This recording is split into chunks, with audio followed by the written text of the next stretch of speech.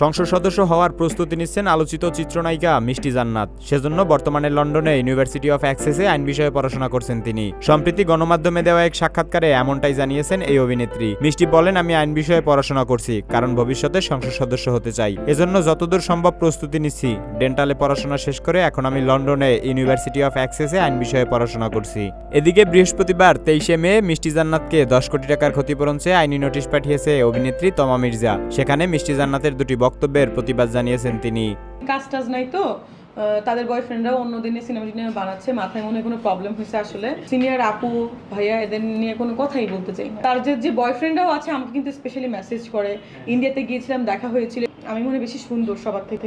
আপনার বয়ফ্রেন্ডকে বিয়ে করব না, তমা মির্জাকে খোঁচা দিয়ে মিষ্টি জান্নাত এবং নায়িকা হয়েছেন তমা মির্জা। জান্নাত শীর্ষক শিরোনামে সামাজিক মাধ্যমে ছড়িয়ে পড়া ভিত্তিতে মানহানিকর মন্তব্য রয়েছে বলে দাবি করেছেন তমা মির্জার আইনজীবী। এজন্য 10 কোটি টাকার মানহানি হয়েছে বলে দাবি করা হয়েছে। তমার সেই নোটিশের জবাবে মিষ্টি জান্নাত বলেছেন, আসলে এসব নিয়ে মাথা ঘামানোর সময় কোথায়? আমি আইন বিষয়ে পড়াশোনা করছি, আইন ভালো জানি। তার এই ইলিগ্যাল নোটিশের কোনো গ্রাউন্ড নাই, কিন্তু আমার গ্রাউন্ড আছে। আমি তাকে লিগ্যাল নোটিশ পাঠাবো। আমার আইনজীবীর মাধ্যমে উল্টো তাকেই আমি আইনি নোটিশ পাঠানোর প্রক্রিয়া শুরু করেছি। অভিনয়ের পাশাপাশি চিকিৎসক হিসেবেও পরিচিতি রয়েছে মিষ্টি জান্নাতের। এখন তাহলে আবার আইন নিয়ে পড়ছেন কেন? প্রশ্নের জবাবে এই অভিনেত্রী বলেন, সামনে আমি সংসদ সদস্য হতে চাই, রাজনীতিতে সক্রিয় হব, তাই আইন বিষয়ে পড়াশোনা করছি। নিজেকে জনপ্রতিনিধি হিসেবে যোগ্য করতে প্রস্তুতি নিচ্ছি।